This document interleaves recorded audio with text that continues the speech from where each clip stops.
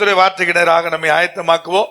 கண்களை மூடலாம். தேவ சமூகத்திலே நம்மை அர்ப்பணம் பண்ணுவோம். எங்கள் பரிசுத்த தகப்பனே, எங்கள் வல்ல பிதாவே, உம்முடைய மாறாத கிருபை, உம்முடைய மாறாத இரக்கம், தயவு, தேவனாகிய கர்த்தர் இந்த வேளையில் ஆண்டவரே உம்முடைய சமூகத்தில் நாங்கள் கடந்து வந்து ஆராதிக்க பலன் தந்தவர். இன்னைக்கு உம்முடைய வார்த்தைகளை கேட்கும்படியாக தேவனாகிய கர்த்தர் இந்த வேளையில் எங்கள் மத்தியில் இறங்கி அடியனை மறைத்து நீ பிள்ளைகளோடு கூட பேசும்படியாக இந்த வார்த்தையை கேட்க போகிற பிள்ளைகளுக்குள்ளே தேவனாய் கர்த்தர் உம்முடைய மகா மேன்மையான மகிமையான சகல காரியங்களை நீர் உண்டாக்கி தரும்படி அன்பின் சமூகத்தில் ஒப்புக் கொடுக்கிறோம். பேச வந்த நோக்கத்தை சரியாய் பேசவும், நீ சொல்லி அனுப்பிய வார்த்தைகளை பேசவும், அதை கேட்கிற பிள்ளைகளுக்குள்ளே அந்த வார்த்தைகள் பலன் செய்யும், தேவனீர் அனுக்கிரகம் செய்யும். இயேசு கிறிஸ்துவின் அதிகாரம் உள்ள நாமத்தில் தானே ஜெபிக்கிறோம் ஜீவனுள்ள எங்கள் பரிசுத்த பரம தகப்பனே, ஆமென். 2 தீமோத்தேயுவின் புஸ்தகம் 1 அதிகாரம் 12வது வசனத்தை யாராவது வாசிக்கலாம். அது நிமித்தம் நான் இந்த பாடுகளையும் அனுபவிக்கிறேன், ஆயினும் நான் வெட்கப்படுகிறதில்லை. ஏனென்றால் நான் விசுவாசித்திருக்கிறவர் இன்னார் என்று அறிவேன். நான் அவரிடத்திலே ஒப்பு கொடுத்ததை அவர் அந்நாள் வரைக்கும் காத்துக்கொள்ள வல்லவராய் இருக்கிறார் என்று நிச்சயத்துவம் இருக்கிறேன் என்று சொல்லுகிற பவுலுடைய வார்த்தைகள். இந்த பாடுகளையும் அப்படின்னு அங்க அவர் சொல்ற வார்த்தை என்பது சொல்லப்பட்டிருக்கிறது. இந்த பாடுகளை அல்ல, இந்த பாடுகளையும் அப்படி சொல்றாரு. அப்படின்னு என்ன சொல்ல வர்றார் பவுல்? ஏற்கனவே நிறைய பாடு இருக்குது, அது கூட அடிஷனலா இந்த பாடுகளும் என்ன செய்கிறது, சேருகிறது. இந்த பாடுகளையும் அப்படி சொல்ற வார்த்தை என்பது அதுக்குள்ள அப்படிப்பட்ட ஒரு அர்த்தம் பொய்ந்ததான ஒன்றா இருக்கிறது. இந்த உலகத்துல இருக்கிற வரை, இந்த உலகத்துல எந்த மனுஷன் வாழ்ந்தாலும் சரி, எவ்வளவு பெரிய மனுஷன் வாழ்ந்தாலும் சரி, இருக்கிற வரை பாடுகளும் உபத்திரவங்களும் என்ன செஞ்சுக்கிட்டே இருக்கும், தொடர்ந்துகிட்டே தான் இருக்கும். இதுல ஒருவரும் பாடுகள் இல்லாதவர்கள் என்கிற வார்த்தை என்ன செய்ய முடியாது, சொல்லவே முடியாது. அவங்க நாட்டுக்கே பிஎம்ஆ இருந்தா கூட அவர்களுக்கு என்ன இருக்கும், டெய்லி பாடுகள் உபத்திரவம், நாளை தினத்தை எப்படி சமாளிப்பது, இதுக்கு என்ன சொல்லுவது, அதுக்கு என்ன சொல்லுவது, மண்டையை போட்டு பிச்சுக்கிட்டு தான் நினைச்சுவாங்க உட்காந்து இருப்பாங்க. பிஎம்ஆ இருந்தாலும் சரி, சிஎம்ஆ இருந்தாலும் சரி, யாரா இருந்தாலும் சரி. இங்கே பவுலுடைய பாடுகள், அவர் கடந்து வந்த பாதை, அவர் பட்ட பாடுகள், அதுக்கு நடுவில் அவர் சொல்ற காரியம் என்னன்னு கேட்டீங்கன்னா, எந்த பாடுகளை குறித்து நான் வெட்கப்படேன். பொதுவா நம்ம வாழ்க்கையில் இருக்கிற சில பாடுகள் பிரச்சனைகளை வெளியில சொல்றதுக்கு என்ன செய்வோம்னு கொஞ்சம் யோசிப்போம். நல்லா இருக்கிற மாதிரியே சீனை போட்டுட்டு என்ன செய்வோம், கடந்து போவோம். ரொம்ப நெருக்கமா இருக்கிற யாருக்கிட்ட மட்டும்தான் அந்த இருதயம் என்ன செய்யப்படும், திறக்கப்படும். இருதயம் திறந்து நம்ம பேசுவது ரொம்ப நெருக்கமா இருக்கிற யாருக்கிட்டையாவது இருக்கும். அவங்ககிட்ட தான் நம்முடைய வாழ்க்கையில் இருக்கிற சில காரியங்கள்லாம் பகிர்ந்து கொள்வாங்க. மற்றபடி வெளியே தெரியாம மேனேஜ் பண்றதுக்கு ட்ரை பண்ணுவாங்க. ஏன் பிரதர், அது ஒரு வெட்கப்பட்டுக்கிட்டுன்னு வைங்களேன். இங்க பவுல் ஒரு வெற்றியுள்ள வாழ்க்கை வாழ்ந்த மனுஷன், சகல பாடுகளையும் கடந்து, சகல உபத்திரவங்களையும் பாடுகளையும் கடந்து வெற்றியோடு வாழ்ந்து முடித்த ஒரு மனுஷன் யாரு கேட்டீங்கன்னா பவுல். நான் அடிக்கடி சொல்ற வார்த்தை தான். அவர் கடைசியா சொன்ன வார்த்தை என்னன்னு கேட்டீங்கன்னா, நல்ல போராட்டத்தை போராடினேன், ஓட்டத்தை முடிச்சேன், விசுவாசத்தை என்ன செய்தேன், காத்து கொண்டேன். அப்ப நல்லா கவனிங்க, அவர் போராடின போராட்டத்துக்கெல்லாம் ஒரு பேர் வைக்கிறார். என்ன போராட்டமா, என்ன போராட்டம்? நமக்கு நம்ம கடந்து வர்ற போராட்டம், நம்ம கடந்து வர்ற பாடெல்லாம் நல்லதுன்னு சொல்லுவோமான்னு கேட்டீங்கன்னா கெட்ட போராட்டம், ஐயோ பயங்கர மோசமானதுன்னு சொல்லுவோம் இல்லையா? ஆனா பவுல் சொல்ற நல்ல போராட்டம்ன்றார். அவர் போராடி எல்லாவற்றிலும் ஜெயித்தவர், அதற்கு ஒரு நல்ல பேரும் வைக்கிறாரு, நல்ல போராட்டம். ஒருவேளை அடிக்கடி இந்த வசனத்தை நான் அவங்ககிட்ட சொன்னாலும் இன்னைக்கு அந்த நல்ல அப்படிங்கிற வார்த்தையை ஆவியானவர் கொஞ்சம் மையப்படுத்தினார் எனக்கு. அப்ப நல்ல போராட்டத்தையும் அவர் போராடுறாரு. அப்ப வர்ற பாடுகள், வர்ற உபத்திரவங்கள், கடந்து வர்ற எல்லாவற்றையும் அவர் எப்படி எடுத்துக்கொள்றாரு கேட்டா, நல்லதாக எடுத்துக்கொள்ளுகிறார். அது ரொம்ப ரொம்ப முக்கியமானது. ஒரு ஜெயமுள்ள வாழ்க்கைக்கு அந்த நல்லதாக எடுத்துக்கொள்வது அவசியமானது. அந்த போராட்டத்தை போராடி இறுதி வரை விசுவாசத்தை காத்துக் கொள்ளுகிறவராக அவர் இருந்தார். நான் எப்பவும் சொல்றேன், பவுல் கூட சொல்லணும்னா கடைசி நாட்களில் சொல்லியிருக்கலாம், நல்ல போராட்டத்தை போராடினேன், ஓட்டத்தை முடிச்சேன், இன்னென்ன விதமான ஊழியங்களை செய்திருக்கிறேன், இவ்வளவு சபைகளை உருவாக்கி இருக்கிறேன், இவ்வளவு பேருக்கு ஞானஸ்தானம் கொடுத்திருக்கிறேன், இவ்வளவு பேரை இயேசு கிறிஸ்துவனுடைய விசுவாசிகளை என்ன பண்ணியிருக்கிறேன், நான் மாற்றி இருக்கிறேன் அப்படிலாம் சொல்ல முடியும், பட்டியல் போட முடியும். ஆனா அதெல்லாம் சொல்லாம சொன்னாரு, நான் விசுவாசத்தை காத்து கொண்டேன். நான் எப்போ எங்களுடைய மிஸ்டர்கள்ட்டையும் சொல்றது உண்டு, உங்கள்கிட்டையும் சொல்றது உண்டு, ஊழியம் செய்வதை விட கடினமானது விசுவாசத்தை காத்துக்கொள்வது.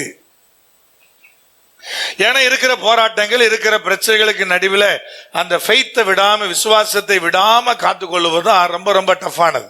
அதனாலதான் பவுல் கடைசியாக அந்த வார்த்தையை பயன்படுத்துறார், விசுவாசத்தை காத்துக்கொண்டேன் என்று சொல்லி. அப்ப போராட்டம் உண்டா உலகத்துல? நிச்சயமா பெரிய பெரிய போராட்டங்கள், பலவிதமான பாடுகள், உபத்திரவங்கள் நிறைந்ததுதான் இந்த உலகம். நம்முடைய மரணம் வர நான் 100 மடங்கு உன்னை ஆசீர்வதிப்பேன் கர்த்தராகிய இயேசு கிறிஸ்து சொல்லும் போது கூட துன்பங்களோடு கூட இம்மையில 100 மடங்கும் மறுமையில நித்திய ஜீவனும் சொன்னாரு. அப்ப என்ன, நீ 100 மடங்கு 1000 டைம் 1000 மடங்கு நீ ஆசீர்வதிக்கப்பட்டா கூட உன் வாழ்க்கையில கூடவே என்ன இருக்கும்? சில துன்பங்கள் தொடர்ந்து வந்து கொண்டே இருக்கும். நீ உடனே சொல்லிக்கூடாது, ஆமா பிரதர் கூடவே இருக்கு பக்கத்திலே, மனைவியா உன்னை கெட்டி வச்சிருக்கிறேன், கணவரா உன்னை கூட வச்சிருக்கேன்னு சொல்லக்கூடாது. இது சொல்றது வேற துன்பம். அப்ப துன்பம் என்பது என்ன செய்ய கூடவே இருக்கு, எதுவரை? இறுதி வரை என்பதும் நாம் அதுல விளங்கி கொள்ள வேண்டிய ஒன்று. அதுல ஜெயமாக வாழ்ந்தவர் யார் கேட்டா இந்த பவுல். வெற்றியோடு கூட ஓட்டத்தை முடித்தவர், விசுவாசம் குறைவில்லாதபடி முடித்தவர், ஒரு ஜெயத்தினுடைய மகனாய் இருந்தவர் யார் கேட்டா இந்த பவுல். இந்த அதிகாரத்துல இந்த வசனத்துல 2 காரியமும், அதுக்கு முன்பதாக ஒரு காரியமும் அந்த வெற்றிக்கான வழியாக பவுல் சொல்லுகிறதாக அங்கு எழுதப்பட்டிருக்கிறது. அந்த 3 தான் இன்னைக்கு உங்களுக்கு முன்பதாக வைக்கும்படியாக நான் வாஞ்சிக்கிறேன். அப்ப இந்த வசனத்துல பவுல் என்ன சொல்றார்? முதல் காரியமான்னு கேட்டீங்கன்னா, நான் விசுவாசிக்கிறவர் இன்னார் என்பதை நான் அறிந்திருக்கிறேன். ஒரு வெற்றியுள்ள வாழ்க்கைக்கு என்ன பிரதர், எவ்வளவு போராட்டம் நடந்தாலும், எவ்வளவு காரியம் நமக்கு நடந்துகிட்டே இருந்தாலும் ஒண்ணு நமக்கு நல்லா தெரியணும், நான் விசுவாசிக்கிறவர் யாரு? இன்னார் என்பதை நான் அறிந்திருக்கிறேன் என்று சொல்லுகிற வார்த்தை. யாரை விசுவாசி வந்திருக்கிறோம் பிரதர்? யாரை விசுவாசித்து கடந்து வந்திருக்கிறோம்? சில நேரம் பண இழப்பு வரும், சில நேரத்தில் எங்கேயாவது போய் ஏமாறுவோம், எங்கேயாவது சில காரியத்தை என்ன செய்வோம், தொலைப்போம். இதெல்லாம் வாழ்க்கையில் நடந்துகிட்டே இருக்கும். அதெல்லாம் பெருசா எடுத்துக்க முடியாது. ஒன்று என்னன்னா, நான் விசுவாசிக்கிற தேவன் யார் என்பதை ஒரு மனுஷன் அறிந்திருந்தான்னா அவன் இந்த பாடுகளை ரொம்ப எளிதா கடந்து என்ன பண்ணிடுவான், வெளியே வருகிறவனா இருக்கிறான் என்பதை நீங்க மறந்துடக்கூடாது. நான் விசுவாசிக்கிறவர் இன்னார் என்பதை அறிந்திருக்கிறேன் என்று சொல்லுகிற தேவனுடைய வார்த்தை முதலாவது. அப்ப இவ்வளவு பாடுபட்டாலும் சரி, இன்னும் வேணா பாடு தெரியா, பரவாயில்ல, இந்த பாடுகளையும் நான் ஆட் பண்ணிக்கிறேன், அந்த பாடுகளையும் ஆட் பண்ணிக்கிறேன், பரவாயில்ல, இன்னும் கொஞ்சம் வருதா அதையும் நான் சேர்த்துக் கொள்றேன் என்று எல்லா பாடுகளையும் நல்ல போராட்டங்களாக நினைத்து போராடி ஜெயித்த ஒரு மனுஷன் சொல்லுகிறார், எனக்கு இந்த போராட்டத்தை ஜெயிப்பதற்கு உதவியா இருந்தது என்னன்னா, நான் விசுவாசிக்கிற தேவன் இன்னார் என்பதை நான் என்ன செய்திருக்கிறேன், நான் அறிந்திருக்கிறேன் என்று சொல்லுகிற ஒரு ஆழமானது ஒரு வார்த்தை. அப்ப ஆண்டரை தேடி வர்றோம்னா, ஆராதிக்க வரோம்னா யாருக்கு முன்னாடி நிக்கிறோம்? நான் தேடி வந்திருக்கிற தேவன் எப்படிப்பட்டவர் என்பதை அறிந்திருக்கிறவன் எல்லா போராட்டத்தை கடந்து வெற்றி பெறுவான். இது ரொம்ப ரொம்ப முக்கியமானது. இன்னைக்கு ஆண்டவரை தேடுற பிள்ளைகள்லாம் குறைஞ்சிக்கிட்டே இருக்கிறாங்க.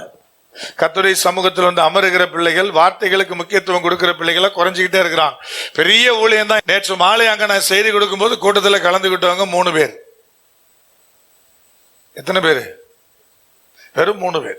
வெறும் 3 பேர். இது என்ன சொல்லுது பிரதர்? காலங்கள் எங்கே நோக்கி நகர்ந்து கொண்டிருக்கிறது என்பதை சொல்லுகிறது. அவங்க சொன்னாங்க, கூட்டம் பேசி முடிச்ச உடனே பிரதர் இன்னைக்கு சாயந்தரம் பேச போறீங்க, நாளைக்கு வரும்போது உங்க ஆட்களை கொஞ்சம் வர சொல்லுங்க அப்படின்னு. நிலைமை என்ன ஆயிடுச்சு பிரதர்? வெறும் 3 பேர். அப்ப இதை சிந்திக்கும் போது நமக்கு என்ன தோணுது அப்படி கேட்டீங்கன்னா, காலம் எங்கே நோக்கி நகருகிறது, எங்கே நோக்கி மனுஷன் நகர்ந்துகிட்டு இருக்கிறான், அப்புறம் போராட்டத்தை எப்படி ஜெயிக்கிறது? அப்புறம் ஒரே பிரச்சனை பிரதர், ஒரே கண்ணீர் பிரதர் அப்படின்னு ஒரு கூட்டம் அலைஞ்சிக்கிட்டு இருக்குது. இன்னொரு கூட்டம் எதை பத்தி கவலைப்படாம என்ன செய்யுது, சுத்திக்கிட்டே இருக்குது இல்லையா? ஒழுக்கமற்ற கூட்டம் ஒழுக்கமுள்ள தலைவனை தேர்ந்தெடுக்காது, ஒழுக்கமற்ற தலைவனை தேர்ந்தெடுக்கும். எல்லா இடத்துலையும் எல்லாத்திலையும் பார்க்கலாம்.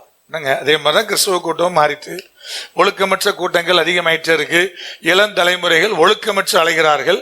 அதனால் அவர்களுக்கு தலைமை ஒழுக்கமா இருக்க வேண்டும் என்கிற அவசியம் இல்லை. அவர் எப்படி வேணாலும் ஒழுங்கீனமா நடக்கலாம். ஏன்னா இவன் ஒழுங்கீனமா இருக்கிறவன் எவனும் ஒழுங்கற்ற தலைவனா தேர்ந்தெடுத்து வச்சிருப்பான். அவனுக்கு ஒழுக்கம் என்பது முக்கியம் அல்ல.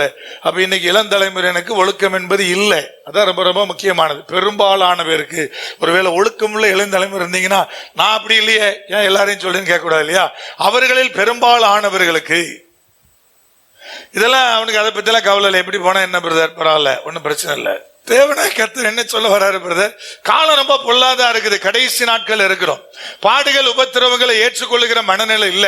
ஆனா பவுல் என்ன சொல்லுகிறார்? எல்லா பாடுகளும் எனக்கு ஒரு நல்ல போராட்டமே, இன்னும் நீ அடிஷனலா என்ன வேணாலும் எனக்கு ஆட் பண்ணிக்கிட்டே இரு, நான் எல்லாத்தையும் ஏற்றுக்கொள்ளுகிறேன். ஆனா எல்லா போராட்டத்தையும் போராடி நிச்சயமா நான் ஜெயிப்பேன். காரணம், நான் ஆராதிக்கிற தேவர் இன்னார் என்பதை நான் என்ன பண்ணிருக்கிறேன், நான் அறிந்து வைத்திருக்கிறேன் அப்படின்னு அவர் சொன்ன வார்த்தை என்பது அங்கே இடம்பெறுகிறது. நாம் ஆராதிக்கிற கர்த்தர் எப்படிப்பட்ட ஒரு பிரதர், அது முதலாவது நமக்கு தெரியணும் இல்லையா?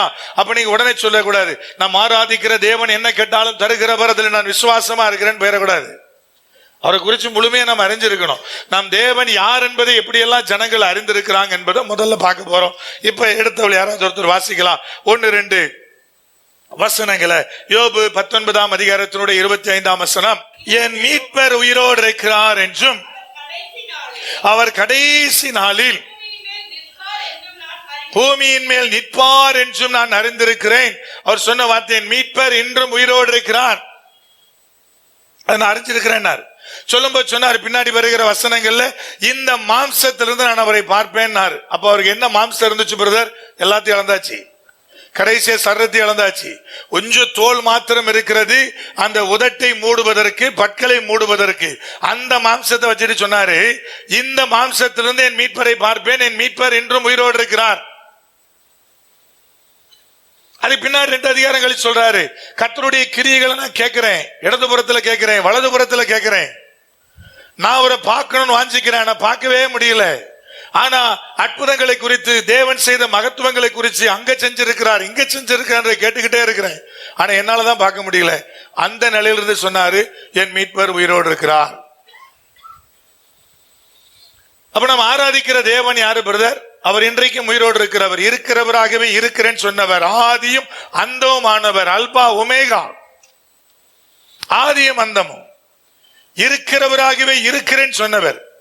அப்ப நம்ம ஆராதிக்கிற தேவன் எப்படிப்பட்டவர் பிரதர்? இன்னைக்கும் உயிரோடு இருக்கிற தேவனை நம்ம ஆராதிக்கிறோம் நினைக்கிறவன் எந்த போராட்டத்தையும் நல்ல போராட்டமா எடுத்து, எந்த பாடுகளையும் ஏற்றுக்கொண்டு அதை ஜெயித்து கடந்து வந்து நிற்பான் என்பது ஆண்டவராய் கர்த்தர் சொல்லுகிற வார்த்தையா இருக்கிறது. அப்ப நீங்க ஆராதிக்கிற தேவன், நாம் ஆராதிக்கிற கர்த்தர் செத்து போனவர் இல்ல, மரித்து உயிரோடு எழும்பினவர்.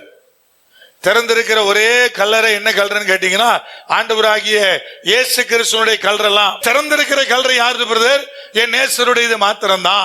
அவர் தான் நேற்றும் இன்றும் என்றும் உயிரோடு இருக்கிற என் மீட்பர் உயிரோடு இருக்கிறதா என்பதை அறிந்திருந்த நிலையில யோபு சொன்னார். எந்த நிலையில? உயிரோடு இருக்கிறான்னு சொல்லிட்டாரு விசுவாசத்தின் அடிப்படையில. ஆனா உடம்ப பார்த்தா உயிரோடு இருக்கிறான்னு சொல்ல முடியல, எல்லாம் போச்சு. தோல் மாத்திரம் கொஞ்சோண்டு இருக்குது. அவர் சொன்ன வார்த்தையை சொல்றேன், எல்லாத்தையும் இழந்தாச்சு, பிள்ளைகள் இழந்தாச்சு, எல்லா சொத்துக்களை இழந்தாச்சு. இந்த நிலையில ஒருத்தன் சொல்றான் இல்லையா, என் மீட்பர் உயிரோடு இருக்கிறார், இந்த மாம்சத்திலிருந்து பாப்பேன்னு சொல்றானே, அது எவ்வளவு பெரிய விசுவாசமானது ஒரு வார்த்தையா இருக்கணும். அப்போ உன்னை விளங்கி கொள்ளுங்க, பாடுகளை ஜெயிக்கணும்னா, போராட்டத்தை ஜெயிக்கணும்னா, நீங்கள் ஆராதிக்கிற தேவன் இன்றும் உயிரோடு இருக்கிறார் என்பதை நீங்கள் அறிந்திருக்க வேண்டியது அவசியமான ஒன்றா இருக்கிறது. அடுத்த ஒரு வசனத்தை வாசிக்க போறோம், வாசிக்கலாம். யோவான் 4:41-42. நீங்க ஒரு ஊரே ஆண்டவராக இயேசு கிறிஸ்துவை குறித்து ஒன்றை அறிந்திருந்தது. வாசிக்கலாமா? அப்பொழுது அவருடைய உபதேசத்தின் நிமித்தம் இன்னும் அநேக பேர் விசுவாசித்து அந்த ஸ்திரியை நோக்கி, உன் சொல்லின் நிமித்தம் அல்ல, அவருடைய உபதேசத்தை நாங்களே கேட்டு அவர் மெய்யாய் கிறிஸ்துவாகிய உலக இரட்சகர் என்று அறிந்திருக்கிறோம். ஒரு ஊரே வந்து சொல்லிச்சு, சமாரியா பட்டணமே வந்து சொல்லிச்சு, ஐயா இவர் உலக இரட்சகர் என்பதை நாங்கள் அறிந்திருக்கிறோம் சொல்லிச்சு. எதை கேட்டு பிரதர்? இயேசு கிறிஸ்துவினுடைய உபதேசத்தை கேட்டு. முன்னாடி போய் சாட்சி சொன்னவ யாரு? அந்த ஊரில் இருக்கிற பாவியான ஸ்திரீ, 5க்கு மேற்பட்ட கணவரோடு வாழுகிற ஒரு ஸ்திரீ, ஒரே நேரத்தில் விட்டுட்டு நிறைய பேர்ட்ட வாழ்ந்த ஒரு ஸ்திரீ. அந்த ஸ்திரீயை பார்த்து தேவனாய் கர்த்தராகிய இயேசு கிறிஸ்து என்ன பண்ணாரு? தீர்க்க தரிசனம் உரைத்தார். எதை குறித்து உரைச்சாரு பிரதர்? நீ பல பேருடைய மனைவியா இருக்கிறாள் என்கிறதான தீர்க்க தரிசனத்தை உரைத்தார். அவ ஊருக்குள்ள போய் சொன்னா, என்னை பத்தி அப்படியே ஒருத்தர் சொல்லிட்டாரு, அதான் அவளுடைய சாட்சி. எங்க அவளை பத்தி அப்படியே சொன்னார் சொல்லணும்னா, முதல்ல அவ எவ்வளவு வெக்கப்படாம போய் சொல்லிருக்கணும்ல. அவளை பத்தி சொல்றதுக்கு என்ன நல்லது என்ன இருக்கு? சமாரியா பெண்ணை பத்தி சொல்லுவதற்கு நல்லதும் இல்லை.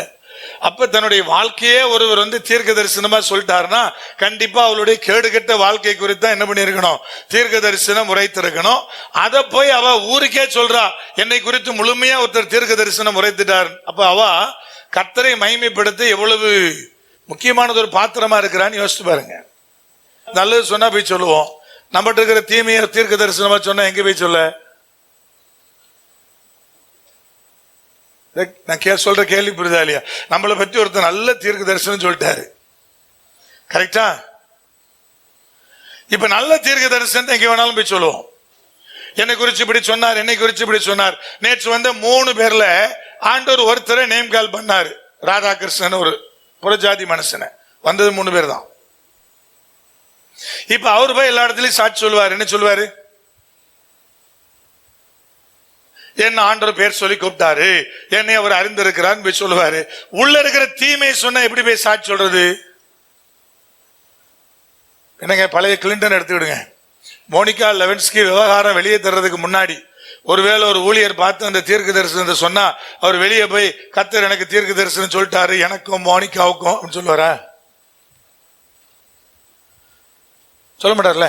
அப்ப இந்த பெண்ணு கர்த்தரை மகிமைப்படுத்த என்ன யார் கேவலமா பேசினாலும் பரவாயில்ல அப்படின்னு போய் சொல்றான்னா அவ எவ்வளவு நல்லவளா இருக்கணும் இல்லையா? பாவியான ஸ்திரியா இருந்தாலும் அவளுக்குள்ள தேவனை மகிமைப்படுத்துற தன்மை இருந்துச்சு. போனா தீர்க்க தரிசனமா என்ன சொல்லிட்டாருன்னு சொல்லிட்டா இப்ப ஊரே திரண்டு வருது. அது யாரியா இவளை குறிச்சு தீர்க்க தரிசனம் சொன்னது? வந்தவன் சொன்னா உன் சாட்சியை கேட்டல்ல, உன் சாட்சியை கேட்டல்ல, இவருடைய உபதேசத்தை கேட்டு இப்ப நாங்க அறிஞ்சிருக்கிறோம் இவர் உலக ரட்சகர். அல்லேலூயா. நம்ம ஆராதிக்கிற தேவன் யாரு? அவர் யாரு?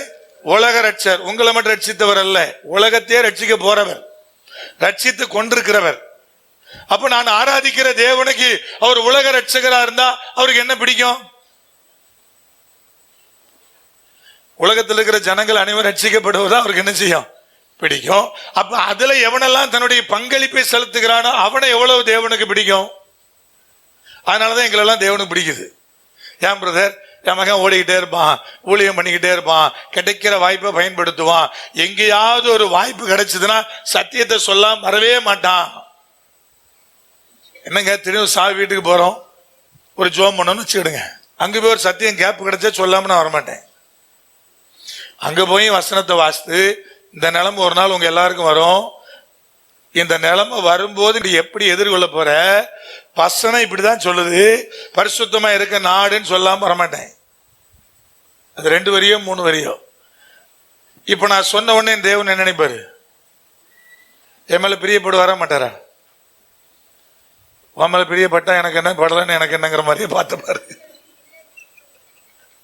என் மேல பிரியப்படுவாரா மாட்டாரா? கண்டிப்பா பிரியப்படுவார். ஏன்னா ஒரு உலக ரட்சகர். அவர் நோக்கமே என்ன பிரதர்? உலகத்தை ரட்சிப்பது, உலகத்தில் இருக்கிற அனைத்து ஜாதி மக்களை ரட்சிப்பது. ஐயா கருப்பு இனமா, மங்கோலியனா, அல்லது ஒருவேளை ஏசியனா, யூரோப்பியனா, எவன வேணா இருக்கட்டும், எல்லாரையும் ரட்சிப்பதா தேவனுடைய நோக்கமா இருக்கிறது.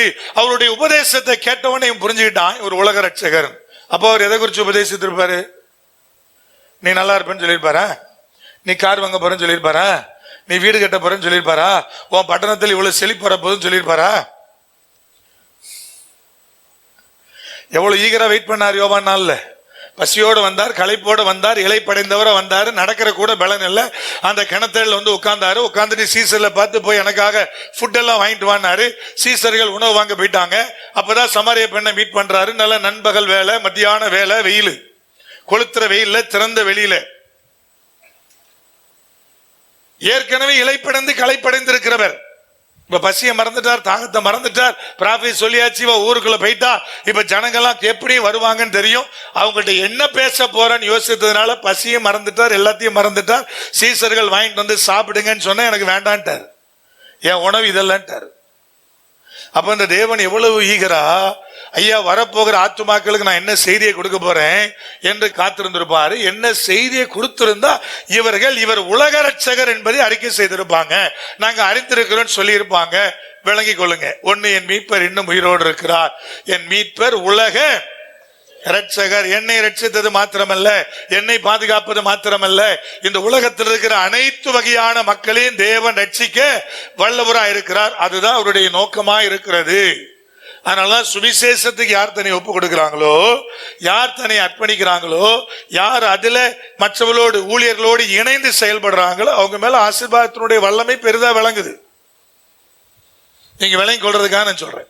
அப்ப தேவனாய் கர்த்தர் அழகா தெளிவா இந்த பகுதிகளை சொல்ற மூன்றாவது ஒரு காரியத்தை நாம் வாசிக்க போறோம். ரோமர் 8ஆம் அதிகாரத்தினுடைய 28ஆம் வசனம். அன்றியும் அவருடைய தீர்மானத்தின்படி அழைக்கப்பட்டவர்களாய் தேவனிடத்தில் அன்பு கூறுகிறவர்கள்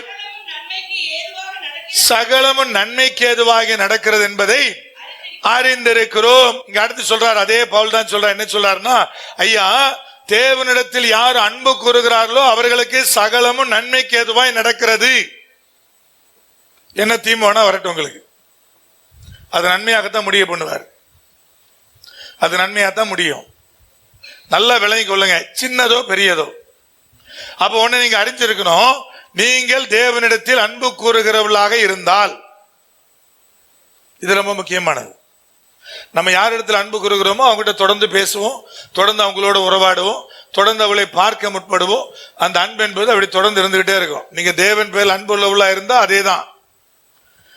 ஆண்டோட பேச ஆசைப்படுவீங்க, அவர் உங்ககிட்ட பேசணும்னு ஆசைப்படுவீங்க, கர்த்தருக்குள் நிலைச்சிருப்பீங்க, அவரை குறித்து மகிமைப்படுத்திக்கிட்டே இருப்பீங்க.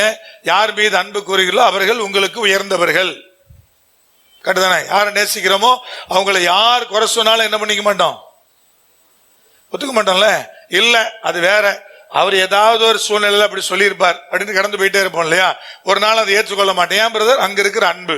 அப்ப தேவனிடத்தில் அன்பு கூறவுல நீங்க இருந்தீங்கன்னா போல இந்த கொஸ்டின் நீங்க செக் பண்ணி பார்த்துக்கணும். அந்த அன்பு இருந்துச்சுன்னா உங்களுக்கு எல்லாம் நன்மைக்கு அதுவாக தான் நடக்கும். அது வியாதியா இருக்கலாம், அது வீட்டுக்குள்ள வர சில குழப்பங்களா இருக்கலாம், சில இழப்புகளா இருக்கலாம், சில காரியம் நடக்காம இருக்கலாம், சில காரியத்தினுடைய தாமதமா இருக்கலாம். எல்லாமே உங்களுக்கு நன்மைக்கு ஏதுவாகவே இருக்கும் என்பதை நீங்கள் அறிந்திருக்கணும். நான் விசுவாசிக்கிறவர் இன்னார் என்பதை என்ன செய்கிறேன், நான் அறிந்திருக்கிறேன். அப்ப மூணாவது ஆண்டு சொல்றாரு, நீங்க அன்பு கூறுகிற பிள்ளைகளா இருக்கிறபடினாலே உங்களுக்கு எல்லாமே நன்மைக்கு ஏதுவா நடக்கும். தீமையை நன்மையா தேவன் நினைச்சுவாரு, மாற்றுவார். இதுதான் தேவனாய் கர்த்தர் விரும்புகிற, அவர் செய்ய போகிற காரியமா இருக்கு. அதை நீங்க புரிஞ்சுக்கொள்ளணும். நாலாவது என்ன சொல்றாரு பாருங்க, வாசிக்கலாம். 2 கொரிந்தியர் 5:1.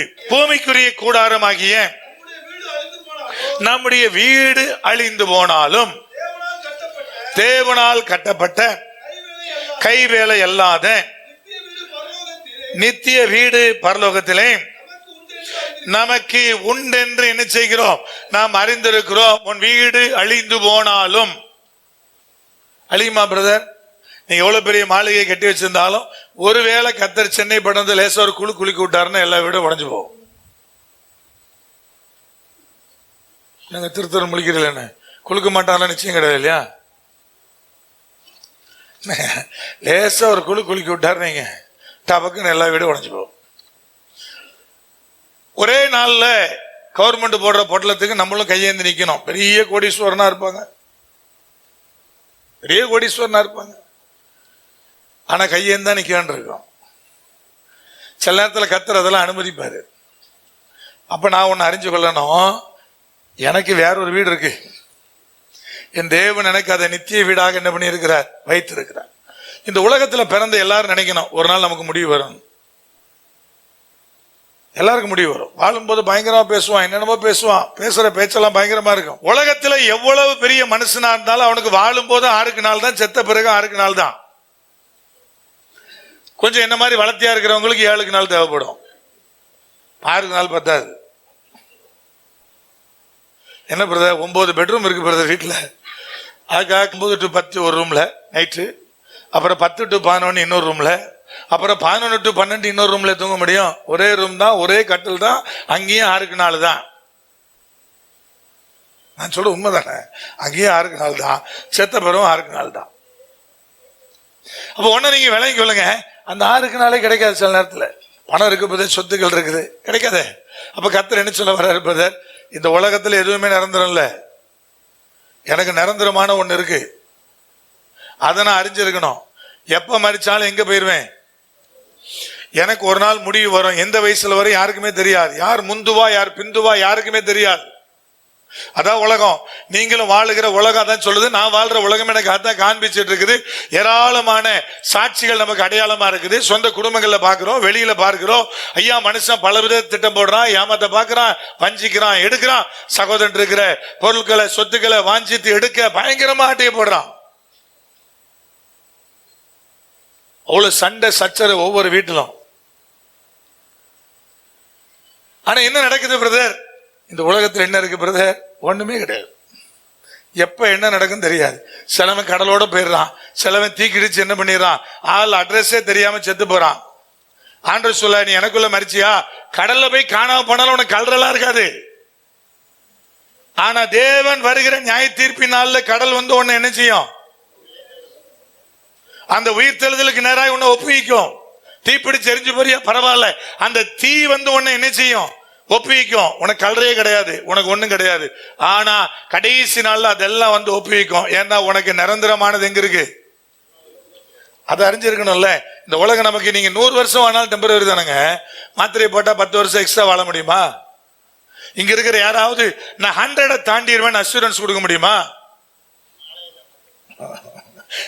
நாளையே நமக்கு நிச்சயம் இல்ல. அப்ப நல்லா கவனிங்க. நான் 100 தாண்டுவேன் அது கூட சொல்ல முடியாது. எவ்வளவு வேணா நீங்க தாண்டினாலும், எவ்வளவு தூரம் போனாலும் அது உங்களுக்கு நிச்சயமற்றது. அப்ப ஆண்டவர் என்ன சொல்றாரு பிரதர்? அது உனக்கு நிச்சயமற்றது. ஒன்னே ஒன்னு நிச்சயம். அதை என் தேவன் பரலோகத்துல என்ன பண்ணி வச்சிருக்கிறாரு? எனக்கு தேவன் ஏற்படுத்தி வைத்திருக்கிறார். விளங்கி கொள்ளணும், அது அறிஞ்சிருக்கணும். வாழும்போது அறிஞ்சிருக்கணும். இந்த உலகத்தில் இருக்கிற எல்லாமே எனக்கு நிச்சயமற்றதுதான். ஆண்டவர் எனக்கு செய்வார் பிரதர், அற்புதம் செய்வார் பிரதர், வழி நடத்துவார் பிரதர், பலப்படுத்துவார் பிரதர், அதெல்லாம் இருக்கட்டும் ஒரு புறம். நிச்சயமற்ற உலகத்துல வாழுகிறீர்கள். நிச்சயமற்ற நாட்கள் தான் உங்களுக்கு எனக்கும் நியமிக்கப்பட்டிருக்கிறது. எப்ப வேணாலும் ஒரு நாள் மரணத்தை நாம் என்ன செய்ய வேண்டியிருக்கோம்? சந்திக்க வேண்டியது இருக்கும். அந்த நாள் நான் பரலோகத்துக்கு செல்லுகிற நாளாக இருக்கும்.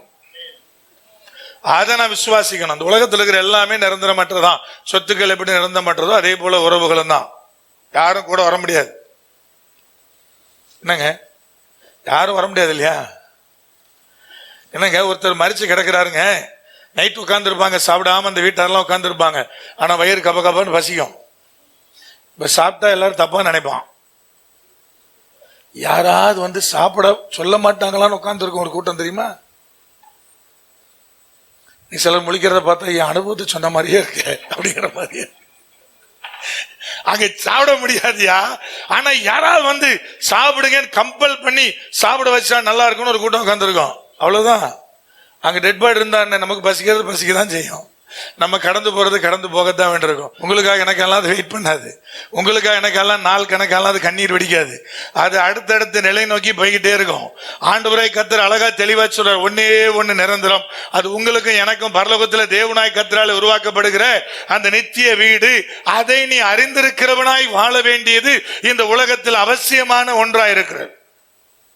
நீ விளங்கி கொள்றதுக்கான சொல்றேன். அடுத்து பாருங்க, இன்னொரு வசனத்தை வாசிக்கலாம். என்னெல்லாம் நான் அறிந்திருக்க வேண்டியது இருக்கிறது. 1 யோவான் 3:2. பிரியமானவர்களே, இப்பொழுது தேவனுடைய பிள்ளைகளா இருக்கிறோம், இனி எவ்விதமாய் இருப்போம் என்று இன்னும் வெளிப்படவில்லை.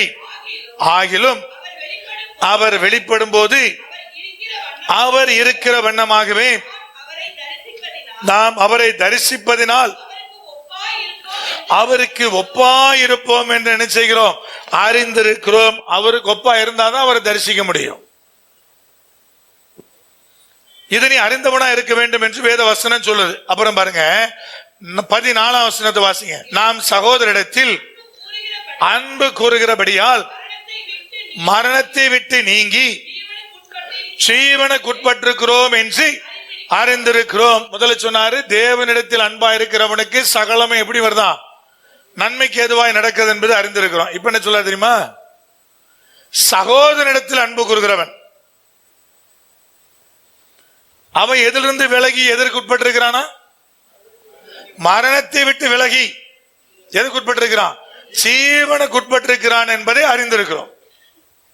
உங்ககிட்ட அன்பே இல்லை, நீங்க யாரை குறிச்சு அன்பு இல்லை, நீங்க யாரை குறிச்சு அன்பு இல்லை, நீங்க எப்படி ஜீவனுக்கு உட்பட்டவர்கள்? நீங்க எப்படி ஜீவனுக்கு உட்பட்டவர்கள்? இந்த கேள்விதான்.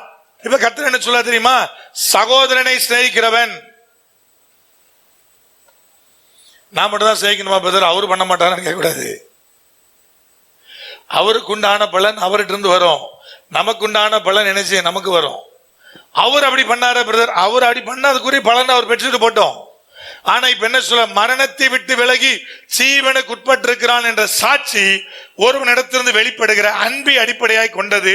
அதை நான் அறிந்திருக்க வேண்டும் என்று வேத வசனம் சொல்லுது. கர்த்தரிடத்தில் எப்படி அன்பு கூறுகிறாயோ அதே போல உன் சகோதரனிடத்திலும் அன்பு கூறு. சகோதரனா யாரு பிரதர்? ரத்த பந்தம் மட்டும் இல்ல, இயேசுவின் ரத்தத்தினாலே சம்பாதிக்கப்பட்ட சபை அனைத்தும் உனக்கு சகோதர சகோதரிகள் தான். ஏன் பிரதர் எல்லாரும் ஒன்னா உட்கார்ந்து இருக்கிறோம்? கூட பிறந்தோமா? இல்ல, எந்த ஊர்ல பிறந்தோம், எங்க வாழ்ந்தோம், எப்படி இருந்தோம் தெரியாது. ஆனா இயேசுவின் ரத்தத்தினால ஒன்றாக்கப்பட்டிருக்கிறோம். அப்ப பிரதர் ஆண்டவர் சொன்னாரு, அவயவத்தில் ஒன்று பாடுபட்டா எப்படி இன்னொரு அவையும் பார்த்துக்கிட்டு இருக்கோம். கை அடிபட்டவன கண்ணால கண்ணில் இருந்து என்ன வருது? தண்ணி வருது. எப்படி அவயவத்துல ஒரு இடத்துல பாதிப்பு உண்டாச்சுன்னா திடீர்னு அடிபட்டுச்சு பிரதர், தலை டர்ன்னு சுத்திட்டு. ஏன் சுத்துச்சு? அடி காலில் தானே போயிடுச்சு, அப்ப கால் தானே சுத்தணும், தலையான் சுத்துச்சு. அப்ப அவயவங்கள் எல்லாம் ஒன்றோடு ஒன்று என்ன செய்யுது? பின்னி பிணைஞ்சிருக்கு. ஆண்டு சொல்ல ஒன்னு பாதிக்கப்பட்டுச்சுன்னா இன்னொன்னு என்ன செய்யுது? ஆட்டோமேட்டிக்கா கண்ணில் தண்ணி வருது. கண்ணில் தூசி விழுந்தோன்னு ஆட்டோமேட்டிக்கா ஒரு கை என்ன செய்யுது? போகுது.